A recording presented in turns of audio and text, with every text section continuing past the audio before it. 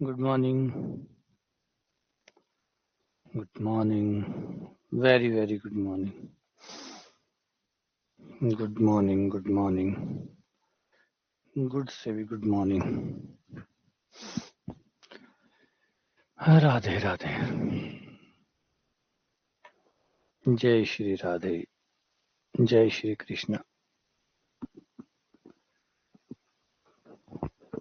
Good morning. Very good morning.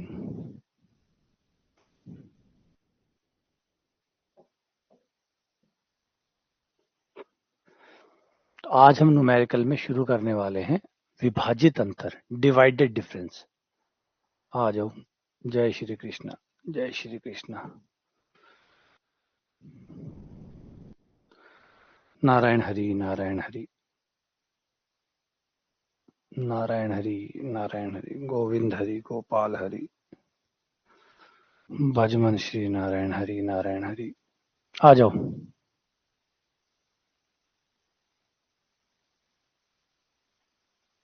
Good morning. Good morning. आज बाकी लोग. अच्छा, नोटिफिकेशन की प्रॉब्लम है आज, है ना? अच्छा, हो सकता है.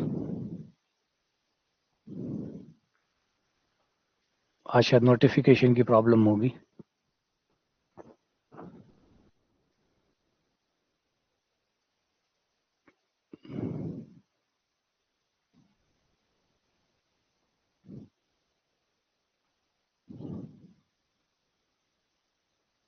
अच्छा, नोटिफिकेशन नहीं पहुंच रहा है. चाहिए, तभी लेट आ रहे हैं, धीरे धीरे आ रहे हैं. कोई ना, टेक्निकल चीजें हैं, ठीक हो जाएंगे.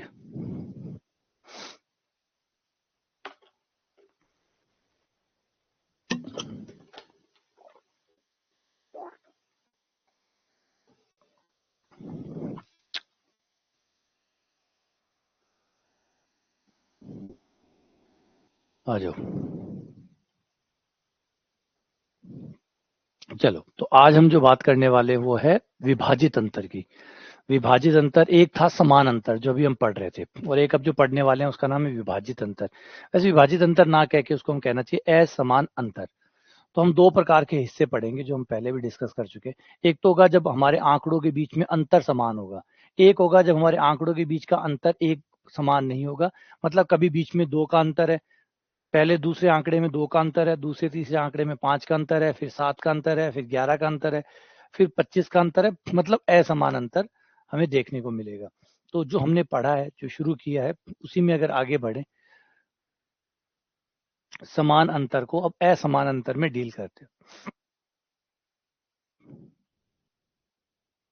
तो सबसे पहले आता है असमान अंतर. तो उसमें फिर जो हमारा नॉर्मल अंतर होता है वो ना लेकर एक नया प्रकार का अंतर लेना होता है जिसको विभाजित अंतर कहते हैं. देखो होता क्या है. सबसे पहले अंतर दो प्रकार के हो सकते हैं. हमारे जो आंकड़े हैं, उन आंकड़ों में दो प्रकार का अंतर हो सकता है. एक हो सकता है अंतर एकदम समान बना रहे, बराबर गैप से आंकड़े हमारे पास हो. एक हो सकता है आंकड़े बराबर ना हो, कहीं छोटे हों कहीं बड़े हों. अंतर समान हो सकता है, अंतर असमान हो सकता है ना? जैसे x, हमारा पहला आंकड़ा x0, फिर x1, फिर x2, फिर x3, फिर x4, फिर x5, फिर x6 एंड डैश डैश. ये अगर आंकड़े हैं तो इन आंकड़ों के बीच का गैप, कोई भी दो आंकड़ों के बीच का गैप निकालें, वो हमेशा फिक्स बना रहे. वो फिक्स बना रहे. जैसे इन दो को घटाया, वही आ रहा है h, क्योंकि अचर है. अब ये नहीं कि इन दो में h आ रहा है, कोई और दो को घटा लो, किसी और दो को घटा लो, उनके बीच का अंतर भी वही रहेगा.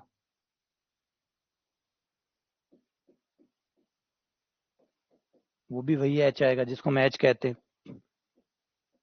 फिक्स आएगा, ना कम ना ज्यादा. इस तरीके से हम कह सकते हैं कि मैं कोई भी दो लगातार ले लूं, एक्स एन प्लस वन, व्यापक रूप में लिखूं x n plus one minus x n, के बीच का गैप h रहेगा, जो कि ना कभी बढ़ेगा ना कभी घटेगा. तो इसे हम कहते हैं समान अंतर, जब हमारे आंकड़ों के बीच में समान अंतर चल रहा होता है। अब इसकी खास बात ये होती है कि जब अंतर एक समान होता है तो हम पूरे तरीके से fx पे फोकस कर पाते हैं, क्योंकि हमें पता है x तो एक समान रूप से चल रहा है, x तो एक समान रूप से चल रहा है तो x का तो कोई फर्क ही नहीं पड़ेगा, क्योंकि x तो एक बराबर है। लेकिन अगर x अलग अलग डिफरेंस से चले तो हमें x पे भी ध्यान देना पड़ेगा कि x में कितना परिवर्तन आया, x में कितना परिवर्तन आया। तो ये बड़ा इंपॉर्टेंट हो जाता है। फिलहाल जब समान अंतराल होते हैं तो x बराबर बराबर बढ़ रहा होता है। अब बराबर बराबर बढ़ रहा होता है तो फिर हमें टेंशन करने की जरूरत नहीं है x की। तो x का तो तरीका एक समान बढ़ने का है, बस खाली फलन जो है उसका फोकस करते हैं कि भाई फलन कैसे बढ़ रहा है। अब दिक्कत ये हो जाती है असमान वालों में आपके x का अंतर अलग अलग तरीके से बढ़ता है, फलन तो अलग अलग तरीके से बढ़ता ही है, फलन तो अपना ही रूल चला रहा होता है, x भी अपने हिसाब से घट रहा होता है, बढ़ रहा होता है। अब हमें दोनों का ध्यान रखना पड़ता है, x का भी ध्यान रखना पड़ता है, fx का ध्यान भी रखना पड़ता है। तो जब हम असमान में आते तो मामला बिगड़ जाता है, क्योंकि आपका x0, x1, x2, x3 इनके बीच में अब गैप बराबर होना जरूरी नहीं है। फॉर एग्जाम्पल x0 मान लीजिए 2 है, ये 5 है, ये 9 है और ये 13 है। मान लो x0 जो है वो 2 है, x1 5 है, x2 9 है, x3 13 है। अब इस वजह से क्या हुआ, अंतर देखोगे तो इन दोनों के बीच का अंतर तो आ रहा है 3, इन दोनों के अंतर का आ रहा है 4, इनमें आ रहा है 4, दो में 4 4 आ रहा है, लेकिन एक में 3 है ना, तो बराबर तो नहीं कह सकते, समान तो नहीं कह सकते, अचर तो नहीं कह सकते, अंतर अचर है, अंतर अचर का है। यहाँ 3 है, यहाँ 4 4 है, तो हो सकता है यहाँ बराबर है लेकिन यहाँ तो अलग है ना। तो टोटल सभी आंकड़ों में तो बराबर अंतर नहीं है, तो बराबर अंतर नहीं, एक भी असमान है तो असमान ही होता है ना। त्रिभुज की दो भुजाएं बराबर होगी, तीसरी अलग होगी तो फिर तो वह असमान ही हो गया। तो कुल मिला के एक भी अलग हो गया तो वह असमान हो गया। तो असमान अंतर का मतलब है जो अंतर एक फिक्स रूप से नहीं चलता, अंतर कभी छोटा कभी बड़ा हो सकता है। अब इन आंकड़ों में हमें परेशान करते हैं, इन आंकड़ों में हमें एक्स भी परेशान करता है। पहले तो खाली एफ एक्स पे ही फोकस करना पड़ता था, भाई एफ एक्स क्या चल रहा है, क्योंकि एक्स तो फिक्स था, एक्स तो फिक्स था, फिक्स अंतर से आगे बढ़ रहा था, तो एक्स की टेंशन ही नहीं करनी पड़ती थी। अब हमें एक्स की टेंशन भी करनी पड़ेगी, क्योंकि एक्स कई बार ज्यादा बढ़ रहा होगा, कई बार तेजी से बढ़ रहा होगा, कभी कम बढ़ रहा होगा, है ना। एक्स के महत्व को भी हमें समझना पड़ेगा। चलो एक छोटा सा एग्जांपल से समझा देता हूँ कि दोनों में क्या अंतर है, क्या दिक्कत आती है।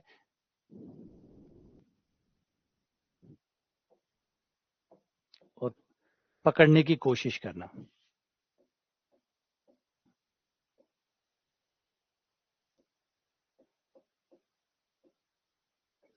2 3 4 5 ये एक्स का मान है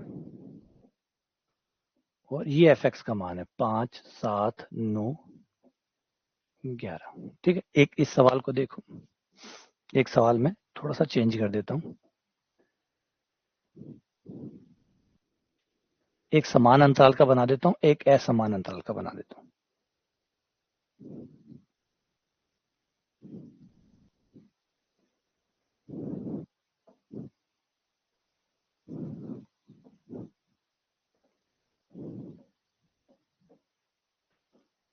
और नीचे वाले आंकड़े मैं सेम रखता हूँ, बस ऊपर वाले जो एक्स के आंकड़े उन्हें चेंज कर रहा हूँ।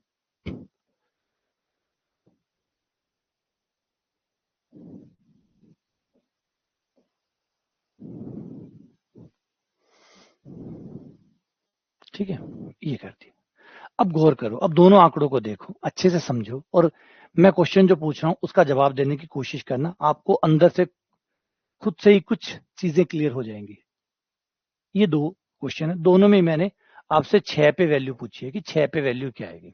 और गौर करो, अपने इंट्यूशंस को देखो, पहले केस में मैं पूछूं 6 पे कितना आएगा, और अपनी श्योरिटी लेवल देखना कि आपका कंफर्मेशन लेवल कितना ज्यादा है।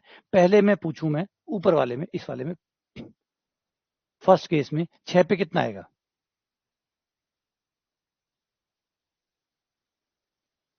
6 पे कितना आएगा,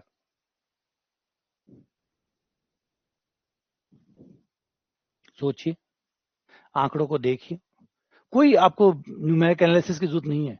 कुछ चीजें ऐसी होती है जो अंदर के, खुद के अंदर इंट्यूशंस भरे होते हैं, खुद के अंदर भरे होते हैं, जैसे डर है, वो आपको कोई नहीं सिखाता, भगवान पहले से ही वो चिप डाल के भेजता है।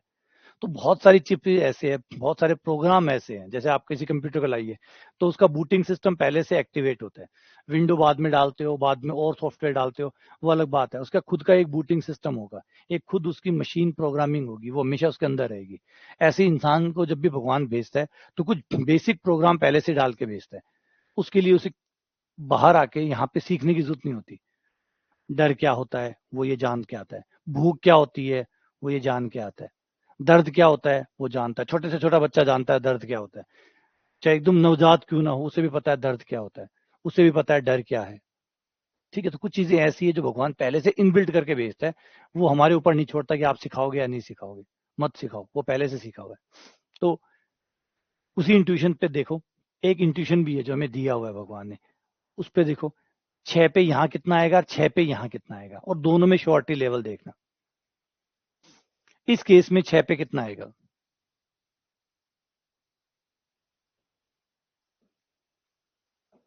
इस केस में 6 पे है ना 13, और आप कह रहे हो कई जने इसमें कह रहे हैं इसमें 6 पे 13। अब एक बात बताइए, यहाँ पे दोबारा देखिए, तो इसे देखिए फर्स्ट को सेकंड को, पहले वाले में 13 पे आप बहुत ज्यादा श्योर होंगे, पहले वाले में 13 में आप बहुत ज्यादा श्योर होंगे कि कोई डाउट नहीं है, क्योंकि ऊपर बिल्कुल क्रम चल रहा है, 2 3 4 5 है, आपके क्रम को सेट हो रहा है, नीचे वाला भी आपके क्रम को सेट हो रहा है, 5 7 9 11 13, तो आपका रूल ऊपर होने चाहिए, ऊपर एक एक बढ़ रहे हैं, नीचे दो दो बढ़ रहे हैं, परफेक्ट है, इसका मतलब सेट हो गया।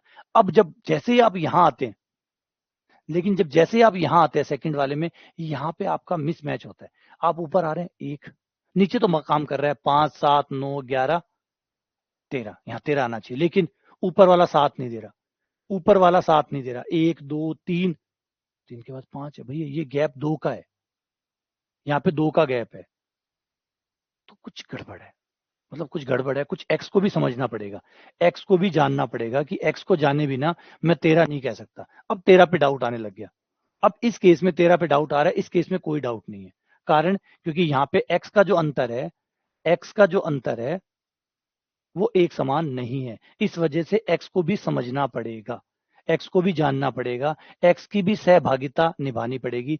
अगर हम एक्स को ना देखें, यहाँ पे भी खाली एफ एक्स को देखें तो 13 में क्या दिक्कत है, 13 लिख दो, लेकिन आपको लग रहा है नहीं 13 तो नहीं, एफ एक्स तो 13 बता रहा है, लेकिन एक्स में गैप है, एक्स में अलग अलग गैप है, इस वजह से 13 नहीं कह सकता, तो डाउट क्रिएट हुआ एक्स की वजह से।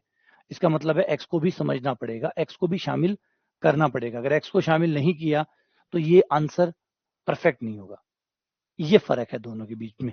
तो पहले वाले केस में क्या होता था, ऊपर अंतर एक बराबर चलता था, ऊपर वाले को समझने की जरूरत ही नहीं पड़ती थी, क्योंकि वो ऑलरेडी समझा हुआ होता था, वो ऑलरेडी समझा हुआ होता था, सिर्फ एफ एक्स को ही समझना पड़ता था। तो पहले हमारा काम इतना आसान होता था कि हमें जो समान अंतर होते थे उसमें केवल एफ एक्स पे फोकस करना पड़ता था, केवल एफ एक्स को समझ लो काम खत्म। लेकिन यहाँ पे अब आपको एक्स की चाल भी समझनी पड़ेगी कि एक्स कैसे चल रहा है और एफ एक्स कैसे चल रहा है, दोनों को समझ के फिर एक उत्तर पे पहुंचना पड़ेगा, तो ये परेशानी विभाजित अंतर में आती है। समझे, विभाजित अंतर में ये दिक्कत आती है, यहाँ पे आपको एक्स और एफ एक्स दोनों को समझना होता है, क्योंकि एक्स भी तो हर कैसे चल रहा है,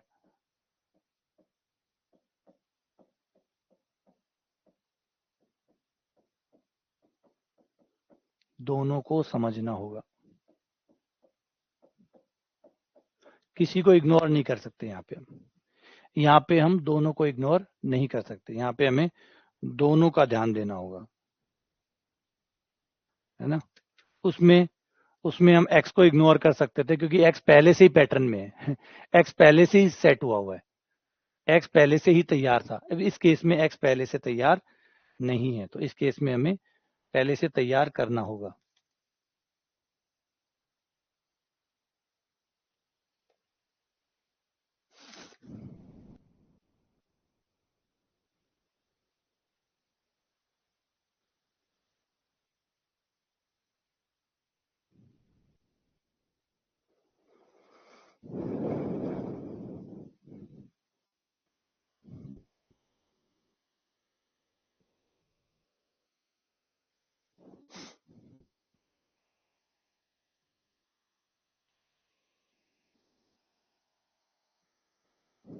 ठीक है, तो ये क्लियर समझ में आ गया।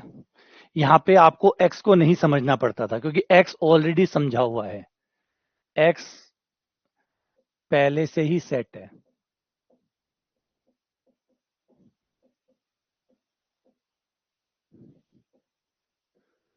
पहले से ही व्यवस्थित है। ये काम हमारा पहले कम हो गया था, ये पहले से ही व्यवस्थित था।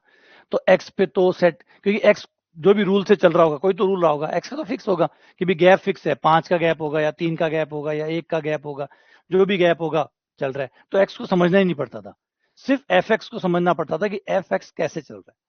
तो इस वजह से x वाली हेडेक खत्म हो गई थी। लेकिन असमान अंतराल में हमें x को भी समझना पड़ेगा कि x कैसे चल रहा है, इसको भी समझना होगा क्योंकि ये एक समान नहीं चल रहा है, कहीं 1 का गैप है, कहीं 2 का गैप है, इसको भी समझना होगा। और फिर fx को तो समझना पड़ेगा ही पड़ेगा, तो दोनों को समझना पड़ेगा। इस वजह से काम डबल हो गया। अब x को और fx को दोनों को समझना पड़ेगा, या ऐसे सूत्र बनाने पड़ेंगे जिसमें x और fx दोनों रोल प्ले करें, दोनों रोल प्ले करें। पिछली बार ये माथापच्ची नहीं थी, पिछली बार आप न्यूटन के गोरी फॉर्मूले को देख लो, x का जिक्र तक नहीं आता, x का नामो निशान नहीं था। ये देखो, ये रहा, था कहीं था, क्यों नहीं था? क्योंकि x रोल प्ले ही नहीं करता, x रोल प्ले ही नहीं करता, x में पहले से सेट हुआ है, तो x का कोई रोल था ही नहीं, सारा रोल था fx का। तो इसलिए x यहां दिखता ही नहीं था, गायब था। देख लो, चाहे न्यूटन का फॉरवर्ड देख लो, बैकवर्ड देख लो, ये रहा बैकवर्ड, कहीं था इसमें नहीं। क्यों? क्योंकि x पहले से फिक्स है, x पहले से a plus H, a plus 2h, सब में पता है कि एक क्रम चल रहा है, h का गैप से चल रहे हैं सारे। तो इसलिए ये पहले से प्रेडिक्ट हो गए थे, पहले से इनका नियम पकड़ में आ गया था, तो खाली fx के नियम को पकड़ना था। लेकिन अब यहाँ पे कहानी थोड़ी एक्स्ट्रा हो गई।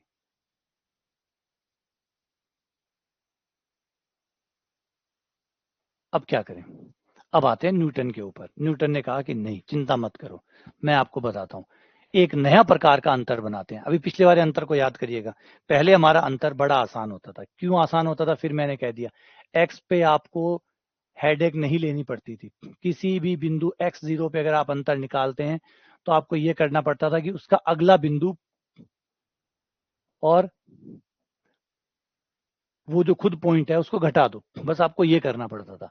आपको ये करना, जब जिसे हम कहते हैं समान अंतर वाला या सामान्य अंतर कहते हैं, इसमें आपको सिर्फ ये करना पड़ता था, अगर आप डेल्टा एफ एक्स जीरो निकाल रहे हैं तो उसके जस्ट आगे वाला जो पॉइंट होता था उस पर जो भी फलन का मान होता था उसको घटा दो, आपका अंतर आ जाता था। क्योंकि एक्स, मैंने फिर से समझा दूं कि एक्स का कोई रोल प्ले था ही नहीं, एक्स बराबर बराबर चल रहा था, तो एक्स के लिए समझने की कोई जरूरत ही नहीं थी, एक्स को जानने की कोई जरूरत ही नहीं थी।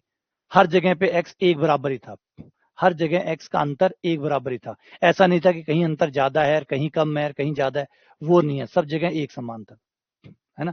जैसे जनसंख्या के आंकड़े होते हैं तो आपको फर्क ही नहीं पड़ता कि 1980 है 1990 है, क्योंकि आपको पता है सब 10-10 सालों के गैप से चल रहे हैं। तो खाली जो नीचे वाले आंकड़े हैं उनको समझने की जरूरत है, ऊपर वाले तो समझ में आए हुए हैं कि सब में 10 का अंतर चल रहा है। तो यही बात आ जाती है समान अंतर में। लेकिन असमान अंतर में तो एक्स के बीच का गैप तो बराबर नहीं है। अब यहाँ देखो, यहाँ इन दो के बीच में 3 का गैप है, यहाँ 4 का गैप है, यहाँ 4 का गैप है, तो कहीं ज्यादा गैप है, कहीं कम गैप है। तो इस केस में फिर हम क्या करें? तो न्यूटन ने सजेस्ट किया कि आओ मेरे साथ आओ, मैं बताता हूँ कि क्या करना है।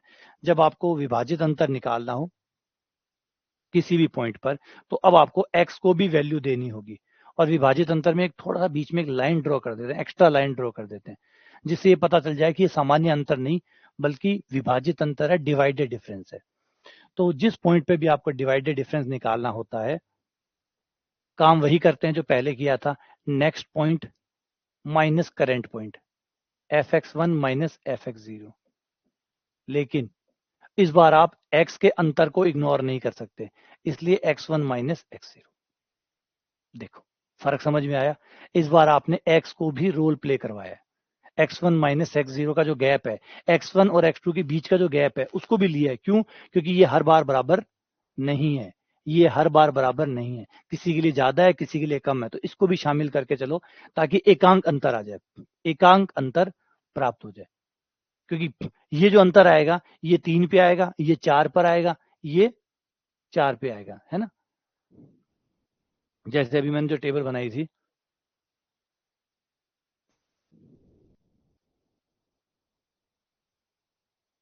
यहाँ पे क्या था,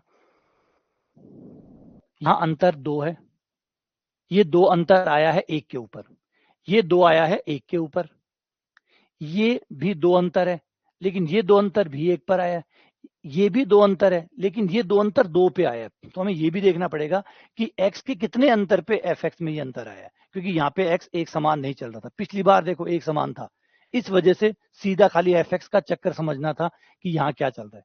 यहाँ 2 का गैप आया, कितने पे, 1 पर, यहाँ पे भी 2 पर गैप आया, 2 गैप आया, कितने पर, 1 पर, क्योंकि यहाँ पे x फिक्स चलता था, तो इसलिए ऊपर वाले की कोई माथापच्ची होती ही नहीं थी। इस बार हमें ये भी देखना पड़ता है कि fx में तो ये गैप आया है, लेकिन कितने x पे आया है, x भी तो एक समान नहीं है, वो भी तो असमान है, तो उसका भी रोल साथ में लेना पड़ेगा। इसलिए नया सूत्र बनाना पड़ेगा, विभाजित अंतर, जिसमें हम x के अंतर का भी भाग देंगे, ताकि ये भी पता हो कि फलनों में अंतर आया है, लेकिन xो में क्या अंतर था। ये विभाजित अंतर होता है, तो थोड़ा सा अलग हो गया, क्लियर समझ में। ये विभाजित अंतर है, तो दोनों में क्या है, ये रहा आपका सामान्य अंतर, इसको आप सामान्य अंतर बोलेंगे।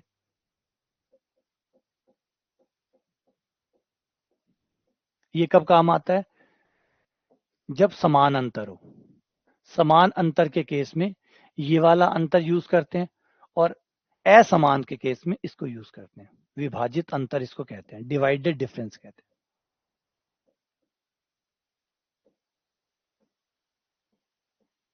विभाजित अंतर।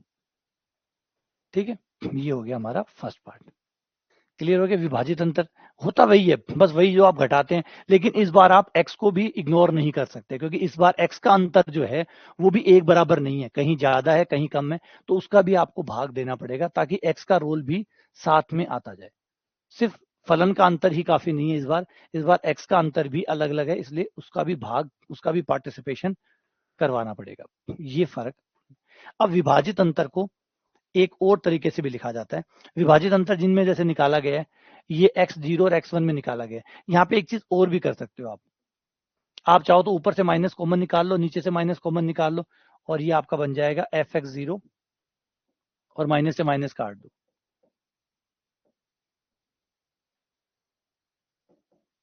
ये लो, ऐसे भी लिख सकते हो, क्योंकि ऊपर नीचे दोनों में वो अंतर आ जाएगा, माइनस कॉमन ले लोगे तो कट जाएगा।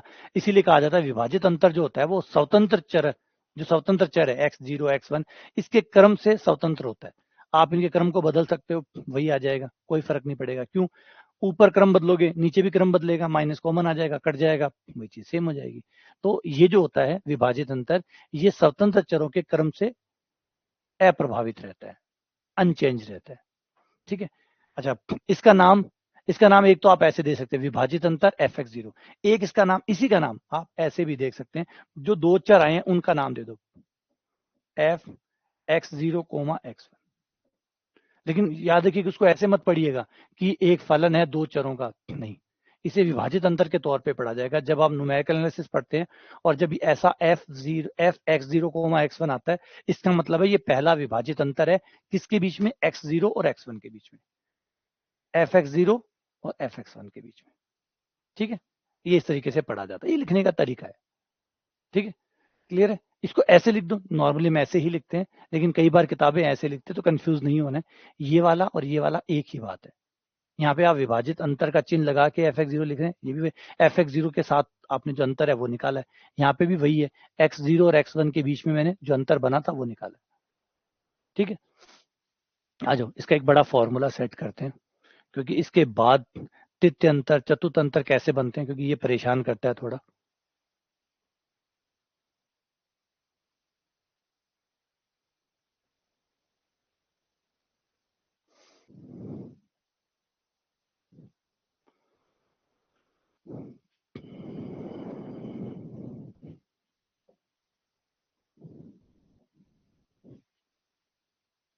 ये x के मान,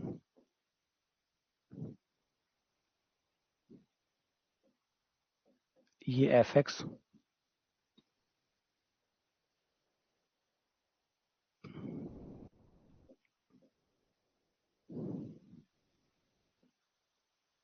ये x3, इनसे रिलेटेड फलन का मान fx0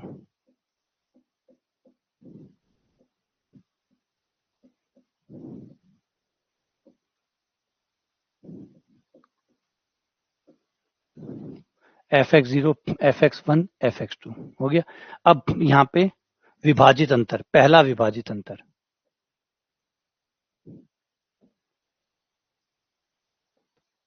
पहला विभाजित अंतर,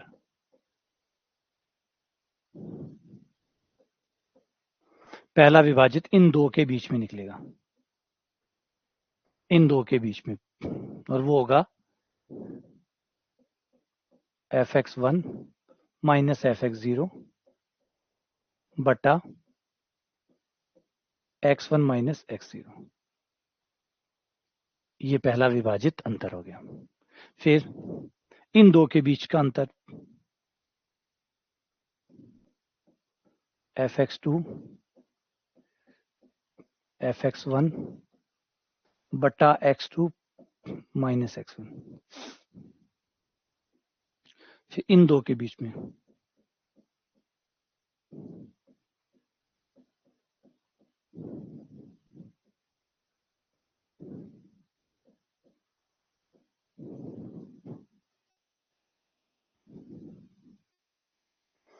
ये हो गया आपका प्रथम अंतर। इसका नाम मैंने बता ही चुका। इसका नाम आप दो तरीके से दे सकते हैं। एक तो हो सकता है विभाजित अंतर fx0, इसका नाम हो जाएगा विभाजित अंतर fx1, विभाजित अंतर fx2, fx0 fx1, है ना। अब ये देखो, ये x0 और x1 के बीच में, तो पीछे वाला कौन हुआ, fx0 हुआ ना। 0 और 1 के बीच में, तो पीछे वाला fx0। नाम पीछे वाले के आधार पे दिया जाता है। सिर्फ बैकवर्ड, इसमें विभाजित अंतर में कोई बैकवर्ड नहीं होता, इसमें सिर्फ एक ही होता है। जैसे ना उस अंतर के अंदर तो जो हमारा समान अंतर वाला था उसमें दो थे, फॉरवर्ड और बैकवर्ड, अग्रांतर और पश्चांतर। यहाँ पे कोई अग्रांतर पश्चांतर नहीं होता, यहाँ एक ही होता है, यही। और नाम पीछे वाले के हिसाब से आता है। x0 x1 है तो नाम x0 के हिसाब से आएगा, x1 x2 है तो x1 के हिसाब से नाम आएगा, x2 x3 है तो x2 के हिसाब से नाम आएगा। तो जो पीछे वाला होता है उसके आधार पे नाम दिया जाता है। और या फिर आप ये कर सकते हैं, फलन के जरिए भी लिख सकते हैं उसको। f नाम लिख के उन दो का नाम लिख दो जिनके बीच में ये डिफरेंस निकाला गया, जैसे x0 x1। लेकिन पढ़ते टाइम पे ध्यान रखना, x0 x1 अगर ऐसे लिखा हुआ है, दो जनों का नाम लिखा हुआ, दो जनों में तो एक ही अंतर आ सकता है, दो जनों में तो एक ही अंतर आ सकता है, तो ये प्रथम अंतर है। और किसके बीच में, x0 x1 के बीच में। तो ये संकेत है, ये अंतर आया हुआ है x1 और x2 के बीच में, ये आया हुआ है x2 और x3 के बीच में। ये इनके नाम है, इस तरीके से भी नाम लिख सकते हैं। ठीक है, चलो आगे बढ़ते हैं। ये पहला अंतर पूरा हुआ। अब पहले अंतर का अंतर, दूसरा अंतर,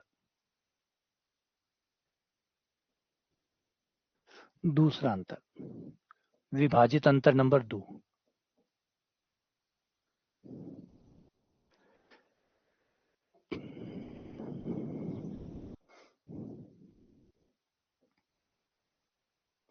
इन दोनों को पहला विभाजित अंतर fx1 माइनस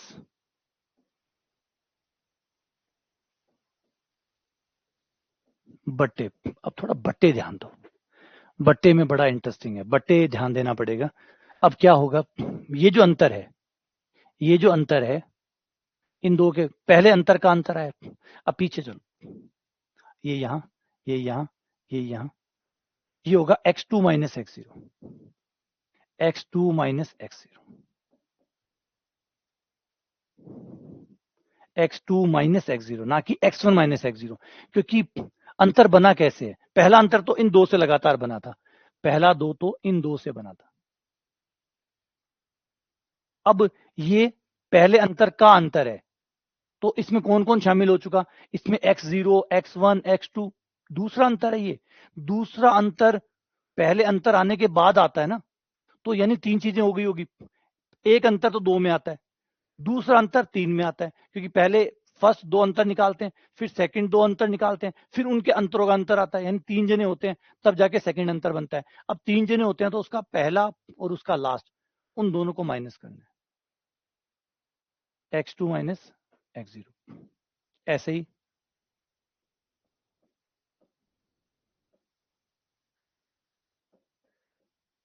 fx2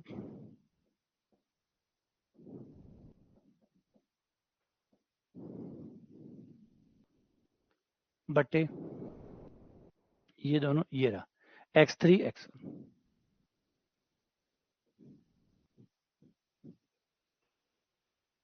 अगर डेल्टा स्क्वायर पे नाम रखो तो इसका नाम हो जाएगा विभाजित अंतर, और पीछे वाला कौन है, fx0। विभाजित अंतर fx0। लेकिन इनका नाम आप जितने चर इस्तेमाल हुए हैं उनके आधार पर भी दे सकते हो। इसमें कितने चर काम आए हैं, x0 x1 x2, तो f x0 coma x1 coma x2। थोड़ा सा इसको समझने की कोशिश करो, बिल्कुल तार्किक रूप से इन लोगों ने संकेत बनाए हैं, तार्किक रूप से। अब 3 पॉइंट होंगे, 3 पॉइंट पे द्वितीय अंतर आता है, 3 पॉइंट से दूसरा अंतर बन जाता है, क्योंकि पहले 2 से फर्स्ट बन गया, इन 2 से फर्स्ट बन गया, एक एक फर्स्ट बन गए, और फर्स्ट का फर्स्ट एक और बन गया, तो सेकंड डिफरेंस बन गया ना। सेकंड डिफरेंस बनाने के लिए आपको कितने पॉइंट चाहिए, सेकंड डिफरेंस बनाने के लिए आपको कितने पॉइंट चाहिए, 3 पॉइंट। तो 3 पॉइंट से सेकंड डिफरेंस बन जाता है ना, 3 पॉइंट से सेकंड डिफरेंस बन जाता है, क्योंकि 3 पॉइंट लेंगे, इन 2 से पहला, फिर इन 2 से पहला, 2 पहले बन गए, 2 पहले बन गए तो 2 पहलों को घटाकर दूसरा बन जाएगा। तो तीसरा पॉइंट बनाने, सेकंड डिफरेंस बनाने के लिए 3 पॉइंट चाहिए, और कौन से 3 पॉइंट लगे हैं उनका नाम लिख दो, x0 x1 x2। अब ये जो डिफरेंस है ये किन की वजह से निकला, कौन कौन आके निकाल के गया, इसमें जिसने रोल प्ले किया है वो है x1, यहाँ पे आया है x1 x2 और x3, x1 x2 x3, x1 x2 x3।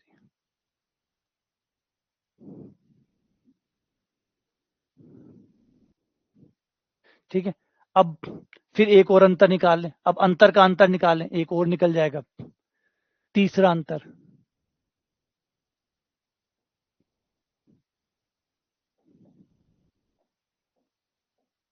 वो कितना आ जाएगा, इन दोनों को घटा दो, दूसरे अंतर का अंतर,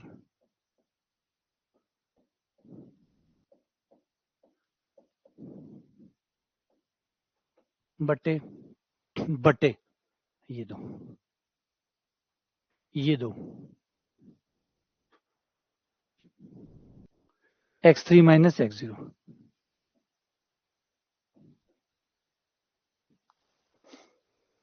x3 माइनस x0, ये आपका तीसरा अंतर आ गया, इसका नाम हो गया विभाजित अंतर fx0। और वैसे नाम दो तो f कौन कौन शामिल हो गया इसमें, x0 x1 x2 x3, क्योंकि तीसरा अंतर है तो 4 पॉइंटों से आया होगा, x0 x1 x2 x3।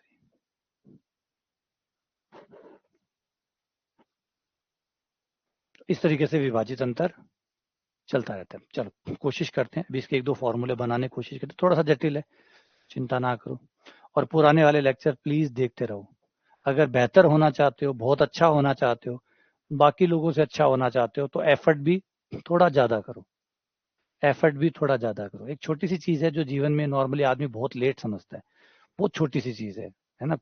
मैं हमेशा देखता था जब हम स्कूलों में पढ़ाते थे, उस समय की बात है, कि आप लोग तब स्पेशल हो जाते हैं जब आप अपने वर्किंग आवर के अलावा एक्स्ट्रा आवर पे करते हैं। स्कूल भी स्पेशल हो जाता है और टीचर्स भी स्पेशल हो जाते हैं। टीचर्स का मतलब वर्कर से है, या जो काम कर रहे हैं उनसे बात कर रहा हूं मैं, जो वहाँ पे एम्प्लॉइज हैं उनके हिसाब से बात कर रहा हूँ। दोनों में स्पेशलपन कब आता है, दोनों में स्पेशल तब आता है जब दोनों ही एक्स्ट्रा पे करते हैं। अगर स्कूल जो है वो आपको एक्स्ट्रा पे कर रहा है, तो सैलरी है 20,000 25,000 35,000 जो भी आपकी है, वो एक आपकी परफॉर्मेंस को देख के आपको एक एक्स्ट्रा पे करता है, तब स्कूल स्पेशल हो जाता है, यार वो स्कूल कमाल का है, वो स्पेशल पे करता है। ऐसे ही इंप्लॉय स्पेशल कब हो जाता है, एक तो उसकी 25,000 सैलरी या 30,000 सैलरी है, उसने टाइम फिक्स किया हुआ है कि मैं 9 बजे से लेकर 4 बजे तक आऊंगा, ठीक है, 9 से 4 है, बस लाइबल उसी के लिए। लेकिन जब 4 बजे के बाद आप 4 से 5 1 घंटा और देते हैं, स्पेशल घंटा देते हैं, तो फिर आप स्पेशल हो जाते हैं, तब आप स्पेशल हो जाते हैं, तब आप बाकी टीचर से अलग हो जाते हैं। वहां पे जितने भी लोग काम कर रहे हैं आप उन सबसे अलग हो जाते हैं। क्यों, क्योंकि वो 1 घंटा आपने दिया, आप लाइबल नहीं थे उस 1 घंटे को देने के लिए, आप पे कोई बाध्यता नहीं थी कि आप 1 घंटा दें। जैसे इंस्टीट्यूट पे कोई बाध्यता नहीं है कि वो आपको सैलरी के बाद पे करे, लेकिन डिपेंड है। बढ़िया मैनेजमेंट या बढ़िया स्कूल वो है जो इस बात को भी समझता है कि अगर कोई एक्स्ट्रा टाइम दे रहा है, एक्स्ट्रा एफर्ट कर रहा है, एक्स्ट्रा परफॉर्मेंस दे रहा है, तो उसको एक्स्ट्रा पे होना चाहिए, जिससे उससे एक मोटिवेशन मिले। तो ये दोनों चीजें जो है वो आपको, संस्था को तो ये स्पेशल बनाता है और एम्प्लॉइज को ये स्पेशल बनाता है। तो जो एक्स्ट्रा टाइम आप देते हैं, आप इस क्लासों में आते हैं, 4 क्लासेस आप ले रहे हैं, 3 क्लासेस जो डेली हो रही है, एक आप वो ले रहे हैं, एक इसके अलावा आप कुछ और एक्स्ट्रा कर रहे हैं, ये आपको स्पेशल बनाएगा। तो जो एक्स्ट्रा होता है, जो ये जो प्लस होता है, ये जो आप करते हैं ना, ये आपको भीड़ से अलग बनाता है। वरना नॉर्मल तो हर कोई कर रहा है, वहां पे जो सैलरी ले रहा है उतना काम तो करना ही पड़ेगा, उससे कम करेगा तो बाहर निकाल देंगे, उससे कम तो चल ही नहीं सकता। अगर कहीं भी आप सैलरी ले रहे हैं और वहां से 10 से लेकर 4 या 5 बजे तक स्कूल टाइम है, वो तो रहना ही पड़ेगा, वो तो बाध्यता है, वो तो तोड़ ही नहीं सकते ना। स्कूल तोड़ सकता है, जितनी सैलरी में रखा है उतना तो देना ही पड़ेगा, संस्था को भी उतना पे करना पड़ेगा और एम्प्लॉय को भी उतना ही काम करना ही पड़ेगा। अब यहाँ के बाद शुरू होती है कहानी, ये तय करती है कि आप स्पेशल हैं या उन लोगों में ही हैं जो बाकी है।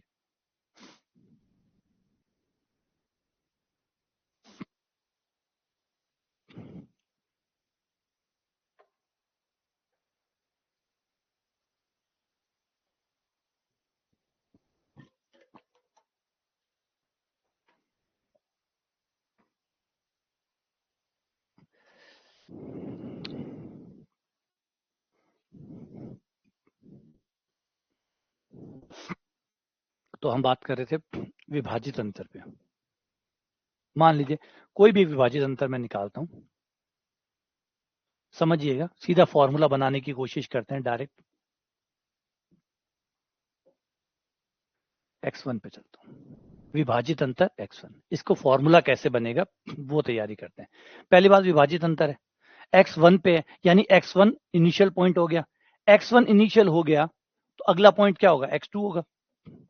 तो ये होगा x1 कोमा x2। तो ये फॉर्म ज्यादा अच्छी है, ये वाली जो फॉर्म है ना, ये ज्यादा अच्छी है। x1, देखो कारण नहीं पूछ रहा भाई मैं, कारण नहीं पूछ रहा मुझे कोई, मैंने जो बताना था वो मैंने बता दिया। अब आपके पास अपने जो भी एक्सक्यूजेज है अपने पास रखिए, संभाल के रखिए, कहीं कागज में लिख लीजिए, कहीं डायरी में अच्छी से महंगी सी डायरी खरीद के वहां लिख लीजिए, क्योंकि इनका कोई जगह नहीं है दुनिया में, इसके लिए कोई जगह नहीं है, आपके कारणों के लिए कोई जगह नहीं है।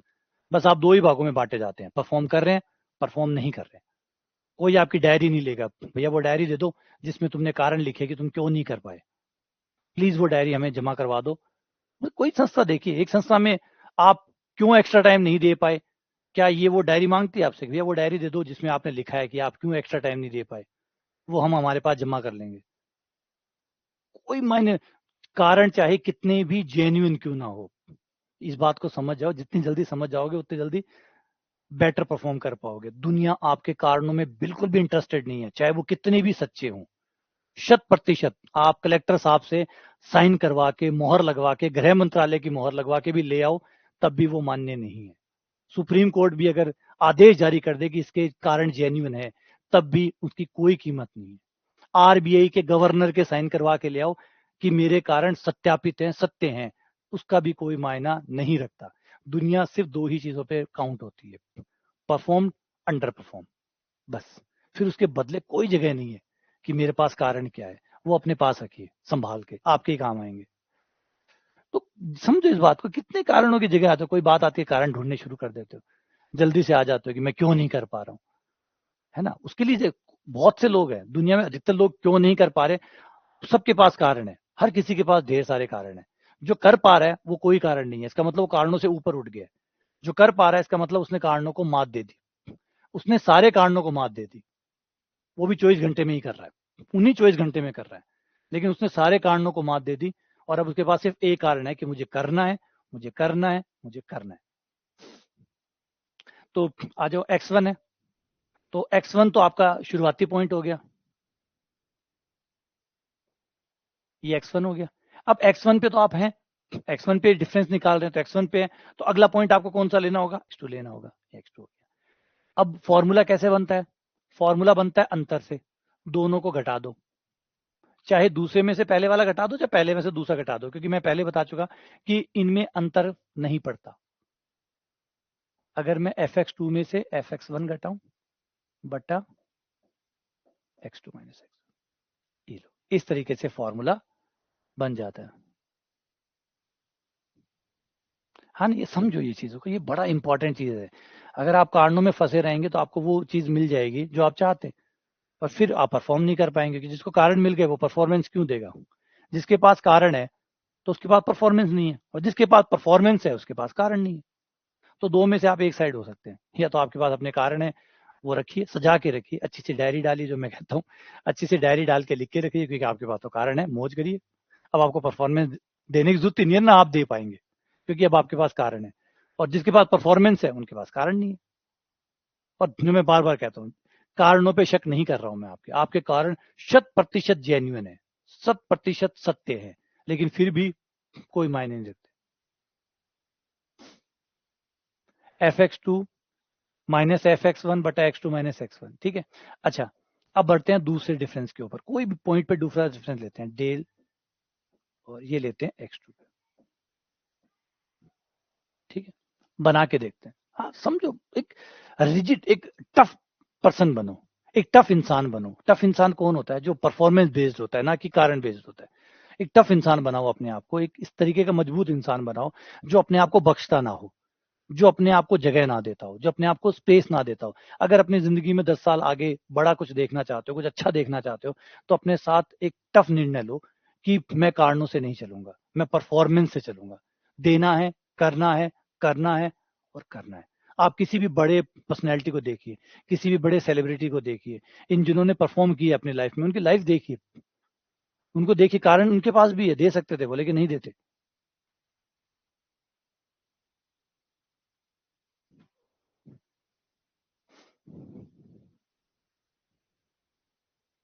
क्योंकि वो विश्वास करते हैं परफॉर्मेंस में। जब आप परफॉर्मेंस में विश्वास करते हैं तो फिर कारणों की जगह नहीं होती। और देखो, कुछ अच्छे नहीं बनोगे, कुछ बेहतर नहीं बनोगे, तो आप एक सामान्य आदमी बन जाओगे। और जिंदगी का सबसे बुरा दुख यही है कि आप सामान्य बन के रह जाओ, आप एक औसत व्यक्ति बन के रह जाओ। ये सबसे दुखद जीवन का अंत होता है, जब आप एक औसत आदमी की तरह खत्म होते हो। ये सबसे बुरा है। और औसत आदमी क्यों है? क्योंकि आपने कारण थे, आपके पास कारण थे तो आप औसत रह गए। और औसत से आगे जाना है तो आपको कारणों को छोड़ना होता है। Delta square fx2। अब आ जाओ, इसमें दूसरा अंतर है, दूसरा अंतर 3 पॉइंट्स में आता है। दूसरा अंतर 3 पॉइंट से आता है ना। एक ये तो इनिशियल पॉइंट हो ही गया x2, x2 इनिशियल हो गया, फिर x3 और फिर x4।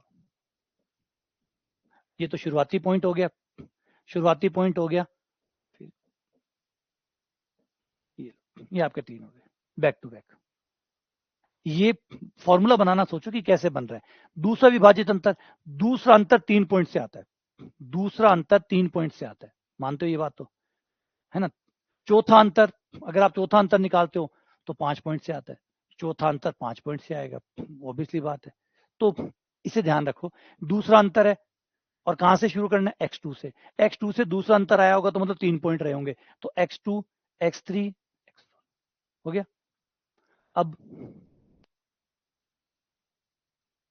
अगला, अब ध्यान से समझना इस बात को पूरे अच्छे से, क्योंकि बनाना मुश्किल है ये।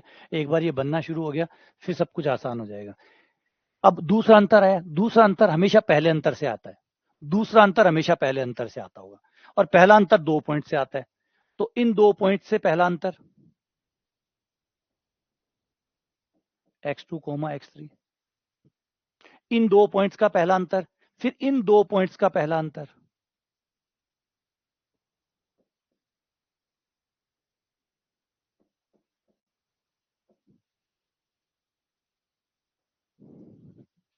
ये रहा,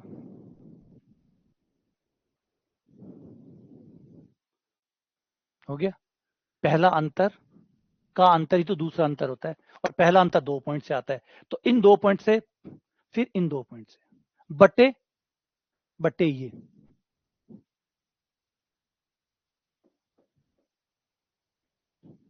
x2 माइनस x4।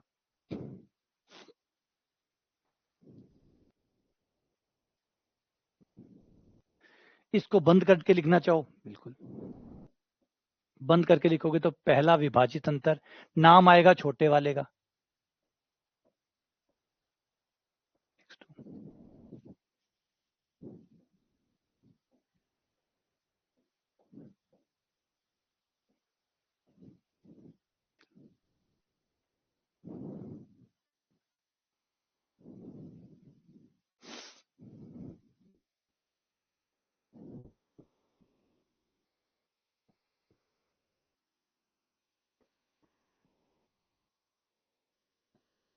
ये बन गया।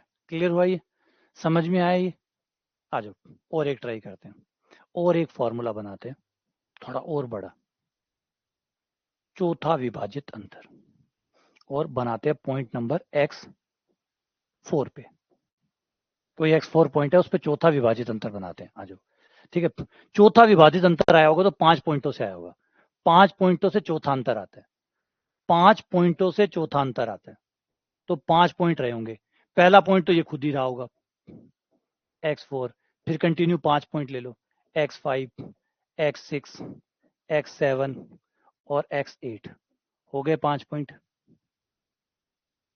x4, x5, x6, x7, x8, हो गए 5 पॉइंट, है ना? अब चौथा अंतर, चौथा अंतर तीसरे अंतर का अंतर होगा। चौथा अंतर मतलब तीसरे अंतर का अंतर, तो तीसरा अंतर, तीसरा अंतर, तीसरा अंतर 4 पॉइंटों से आता है, ये 4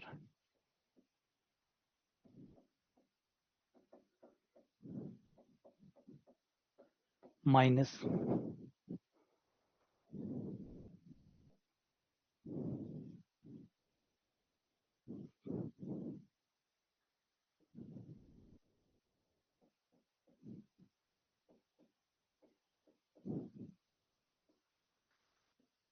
बटे x4 माइनस x8।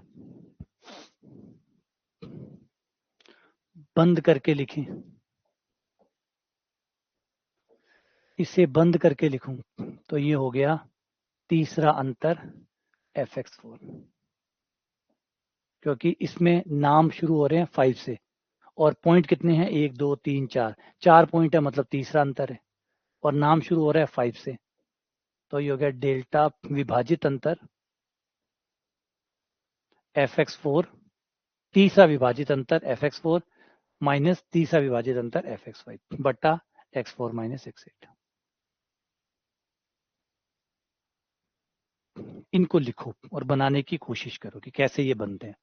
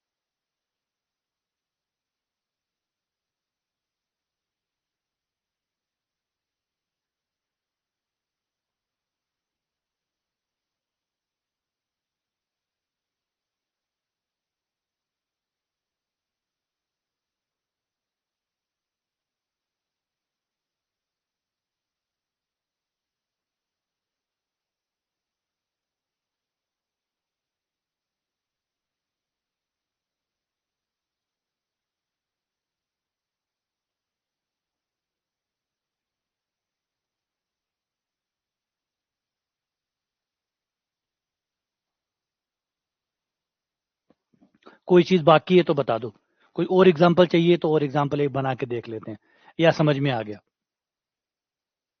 यहाँ समझ में आ गया या और बनाने की जरूरत है?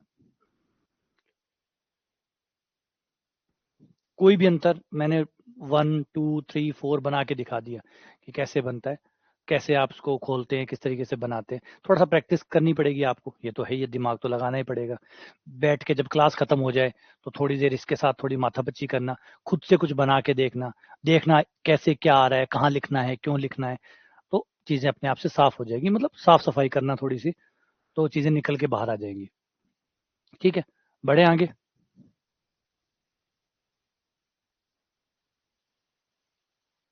जैसे चौथा निकाला है वैसे ही एनवा निकालो, जैसे चौथा निकाला है वैसे ही एनवा निकालो। चौथे और एनवे में क्या अंतर है?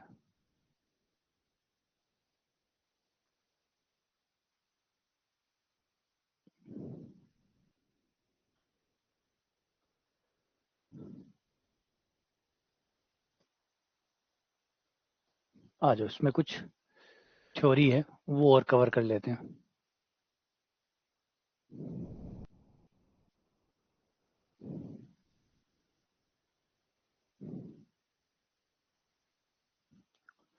कुछ विभाजित अंतर के परगुण।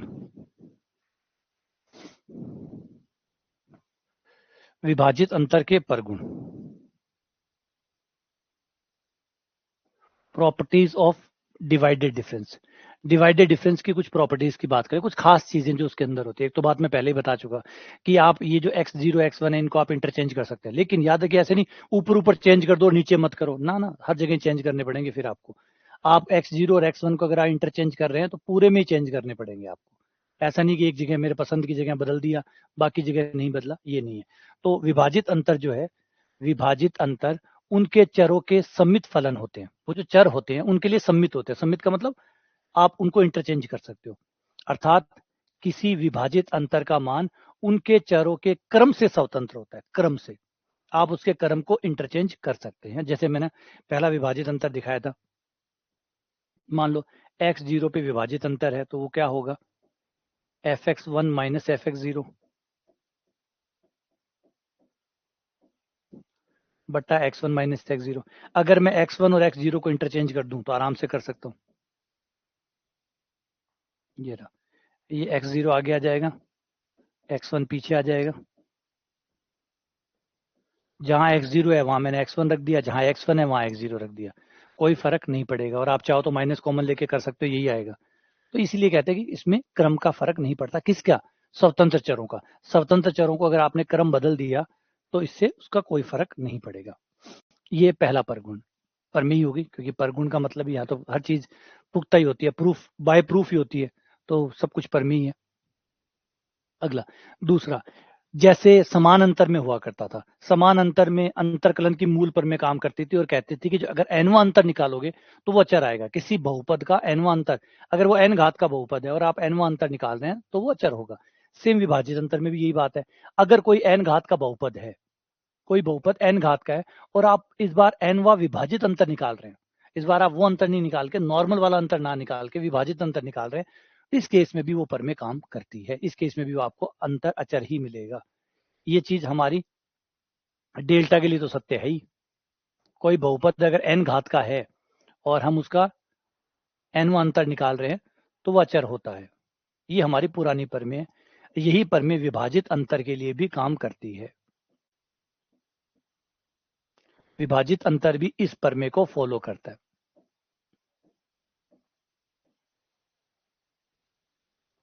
तो कोई बहुपद अगर एन घात का है तो चाहे उसका एनवा सामान्य अंतर निकालो, चाहे उसका एनवा विभाजित अंतर निकालो, वो हमेशा अच्छा रहेगा, है ना।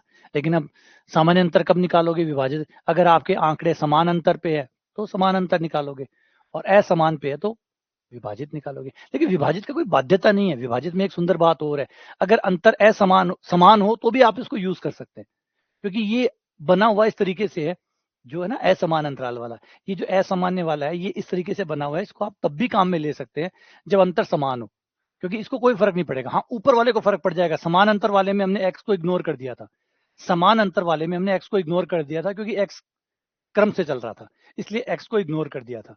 लेकिन विभाजित अंतर एक्स को भी इंपॉर्टेंस दे के चलता है, तो अगर समान अंतर हो जाएगा तो भी ये तो काम करेगा ही करेगा, है ना। इसको तो कोई प्रॉब्लम है ही नहीं, विभाजित अंतर को तो कोई प्रॉब्लम ही नहीं है। अगर अंतर समान भी हो जाता है तो भी विभाजित अंतर काम करेगा, क्योंकि इसने एक्स को वेटेज दिया है, इसने एक्स को वेटेज दिया है। दिक्कत तो उनको है जिन्होंने एक्स को वेटेज नहीं दिया, प्रॉब्लम तो उनको है, यानी इस अंतर को दिक्कत आएगी बेचारे को, क्योंकि इसने एक्स को नजरअंदाज कर दिया, एक्स को पहले से ही बाहर कर दिया। अब यहाँ पे रिफॉर्म करना, यहाँ पे बदलाव लाना दिक्कत देगा, क्योंकि यहाँ एक्स, ये एक्स को काउंट करते ही नहीं है, ये तो सीधे फलन को काउंट करते हैं। वैसे देखे तो सही भी है, वैसे देखे तो सही है, क्योंकि एक्स की कोई भूमिका यहाँ होती नहीं थी। इसने एक्स को भी सम्मान दिया है, बट्टे में एक्स का अंतर को भी लिया है, फलन के अंतर को भी लिया है, बट्टे में एक्स के अंतर को भी लिया है, यानी एक्स को सम्मान इसने दिया है। तो अगर अंतर समान हो भी गया तो ये तब भी काम करेगा, क्योंकि इसने तो एक्स को वेटेज देके पहले से ही चल रहा था ये तो ये समान और असमान दोनों ही केस में काम कर जाता है। हाँ, नॉर्मली हम असमान के लिए ही काम में लेते हैं इसको, क्योंकि जब एक्स में सही में जब कोई अंतर है ही नहीं, एक्स पहले से क्रम में सेट है, तो एक्स को शामिल करे भी क्यों, क्यों कैलकुलेशन को बढ़ाएं बिना मतलब में, इसलिए हम नहीं लेते। लेकिन यूज किया जा सकता है, बाध्यता नहीं है, ठीक है ना। तो याद रखिएगा, ये ओनली फॉर कांस्टेंट डिफरेंस।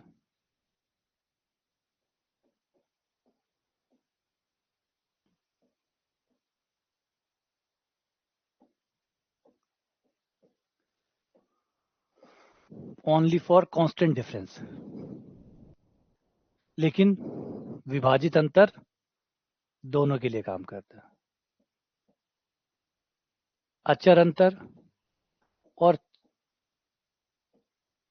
चर अंतर दोनों के लिए, क्योंकि इसने x को सम्मान दे दिया है।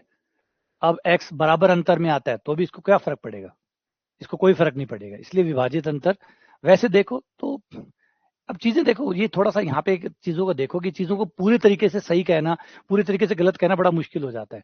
अब इसका अपना एक इंपॉर्टेंस है, अगर ऊपर वाले को देखो तो ऊपर वाला आपको कैलकुलेशन में मदद देता है। अब आपके एक्स के बीच में बराबर बराबर अंतर है, 1980, 1990, सन 2000, 2010, तो आप क्यों 1990, 80 को इस्तेमाल करोगे? आपको पता है सब में बराबर बराबर अंतर चल रहा है, तो उसका क्या रोल है? 1980 को बिना मतलब में क्यों फंसाऊं सवाल के अंदर, क्यों समीकरण में डालूं, क्यों कैलकुलेशन बढ़ाऊं? बात भी सही है, लेकिन वैसे देखो तो इसने एक्स को बिल्कुल ही नजरअंदाज कर दिया। नीचे वाले को देखें तो ये लगता है ठीक है यार, इस एक्स को बी में दे रहा है, देना भी इसकी तो मजबूरी है, क्योंकि एक्स का अंतर अलग अलग है तो ये काम करेगा, इसलिए एक्स का अंतर को भी इसने माइनस दिया। लेकिन अगर एक्स का अंतर सेम है तो भी ये तो यूज करेगा, ये तो काम करेगा, क्योंकि अंतर सेम आएगा तो नीचे एच आ जाएगा, बस इतनी तो बात है, नीचे एच आता रहेगा, कोई दिक्कत नहीं, इसको तब भी चलेगा। तो ये तो हर केस में सही है।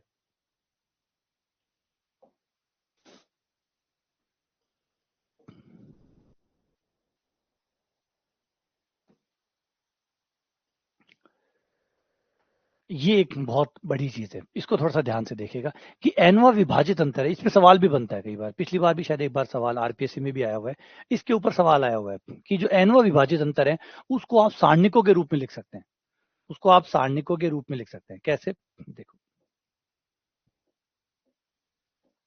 ये मान लो x0 पे पहला विभाजित अंतर आपका है,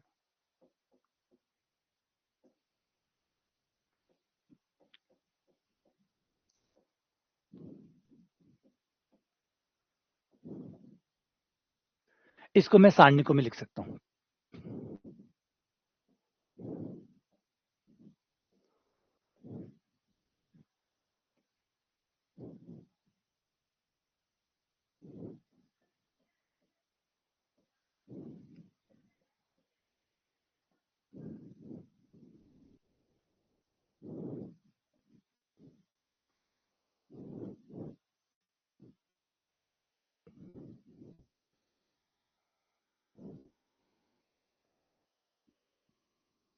देखो सारणी खोलूंगा यही आएगा, सारणी खोलूंगा यही आएगा, fx1 माइनस fx0, नीचे वाले का x1 माइनस x0, तो आप इसको सारणी के रूप में भी लिख सकते हैं, है ना। सारणिक के रूप में भी आप इसको लिख सकते हैं। सारणिक का साइज देखिए, अंतर है पहला, सारणिक बनी है 2/2 की, यानी अगर आप जो भी अंतर निकालेंगे सारणिक हमेशा एक ज्यादा साइज की बनेगी।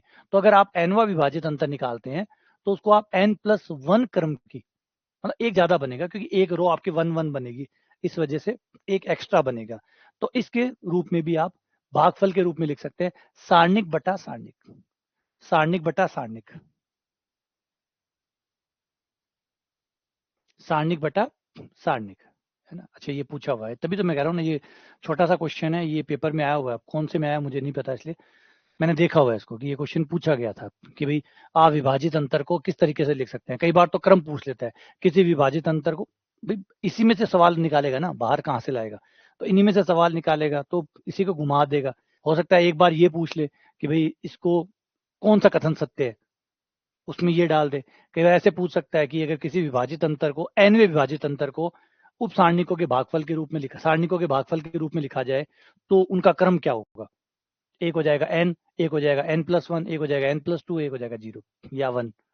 तो बढ़िया सवाल बन जाएगा। लोग क्या जाएंगे, एनवे अंतर के लिए वो n पे ही जाएंगे। तो जिसने नहीं पढ़ा हुआ है वो तो मैचिंग मैचिंग खेलता है, तो जिसने पढ़ा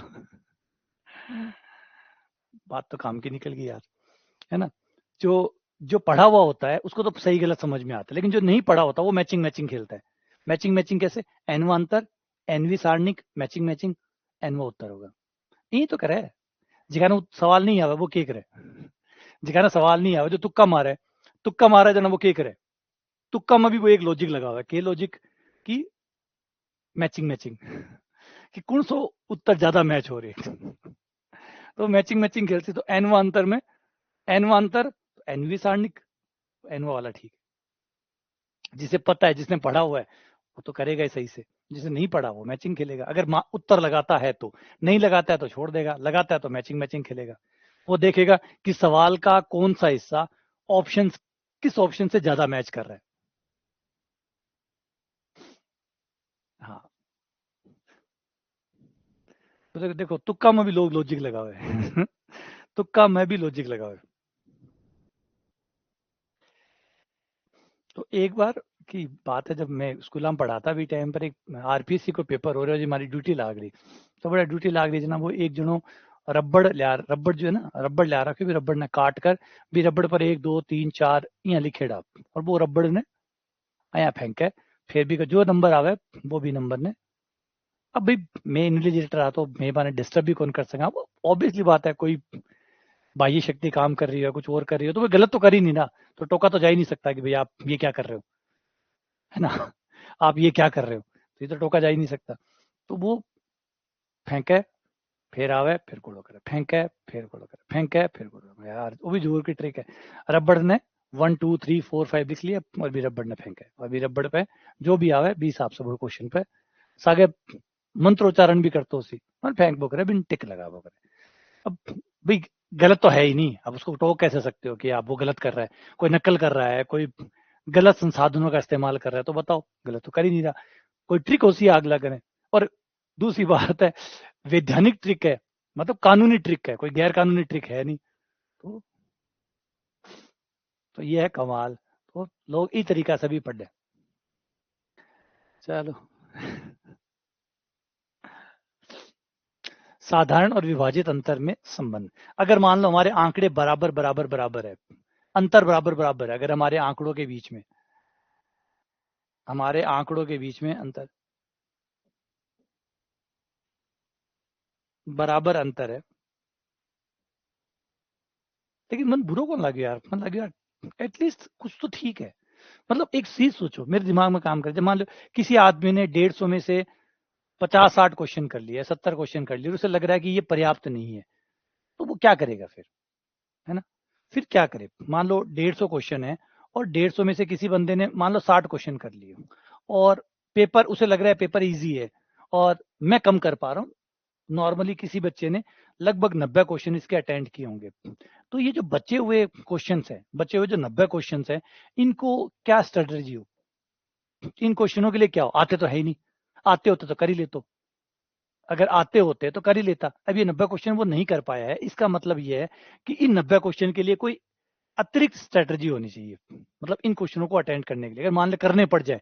पहली बात तो अगर मान लो पेपर टफ आया है, तो 60 क्वेश्चन अपने आप में पर्याप्त है, आगे रिस्क लेने की जरूरत ही नहीं है। लेकिन अगर हम 60 क्वेश्चन कर पाए और लगे कि नहीं पेपर तो ईजी है, बाकी लोग आराम से कर लेंगे, जिन लोगों ने पढ़ाई की है, जिन्होंने बहुत अच्छी मेहनत की, वो कर लेंगे, तो मुझे भी आगे बढ़ना पड़ेगा, रिस्क लेना पड़ेगा। अगर उस केस में रिस्क लेना पड़ जाए, तो आगे की स्ट्रेटेजी क्या हो, जब आपको क्वेश्चन ना आते हो, फिर आपको क्वेश्चन अटेंड करने हो, तो सही स्ट्रेटेजी क्या हो सकती है ना। गौर करो, ये भी जरूरी है, ये भी तैयारी का एक हिस्सा है कि तुक्के मारने पड़ जाएं तो कैसे मारे जाएं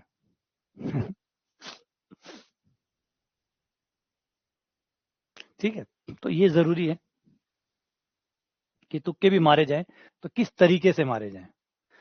आज वापस से आ जाते हैं, हमारे अगर अंतर बराबर बराबर बराबर है आंकड़ों के बीच में, पहला आंकड़ा ए है, दूसरा आंकड़ा ए प्लस एच है, तीसरा आंकड़ा ए प्लस 2h है, चौथा आंकड़ा ए प्लस 3h है, और so on dash dash dash dash, ये है।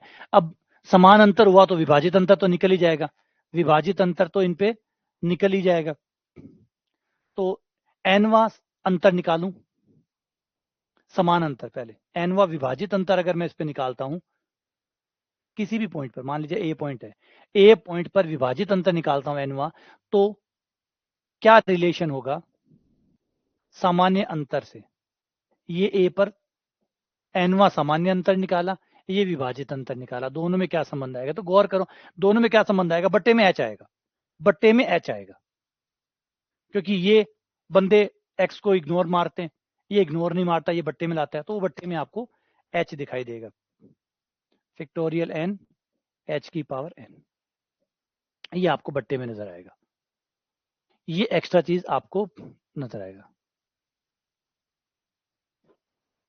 बात वो नहीं कह रहा, कई बार ऐसा होता है जब आप पेपर में कम क्वेश्चन अटेम्प्ट कर पाते हैं। जीके का एग्जांपल ले लो, मैथ वाले लोगों का जीके कई बार कमजोर होता है, तो कई बार आपको होता है कि 10-15 क्वेश्चन आपको और अटेंड करने ही पड़ेंगे।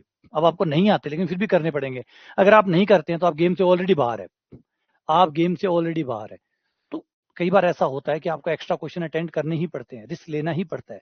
लेकिन वो रिस्क कैसे लिया जाए, वो कैसे कैलकुलेटिव रिस्क लिया जाए ताकि नुकसान ना हो, समझ रहे, ये भी जरूरी होता है। आप सोचो कि तैयारी में ये समझाने की कोशिश करता हूँ कि सिर्फ पढ़ना ही तैयारी नहीं होता, पढ़ने के अलावा आपके जो सर्कमस्टेंसेज होते हैं उन सबकी आपको तैयारी करनी पड़ती है। बाय द वे पेपर में ऐसा हो जाए तो आप क्या करेंगे? आप जितने क्वेश्चन आप करके आए हैं उस क्वेश्चन से आप गेम से बाहर है, अब आपको रिस्क लेना ही होगा, कम से कम 20 क्वेश्चनों का और रिस्क लेना होगा। तब आप उन कौन से 20 क्वेश्चनों का रिस्क लोगे और कैसे लोगे ताकि कुछ अच्छा हो सके। तो ये भी तो स्ट्रेटेजी होती है। सब ये थोड़ी अच्छे अच्छे की प्लान करके चलेंगे, अच्छा अच्छा होगा, बुरा होगा तो क्या करोगे, है ना। स्केप प्लान क्या होगा हमारे पास। तो ये आपका एनवा विभाजित अंतर हो गया, ठीक है। चलो मिलते हैं अगली क्लास में।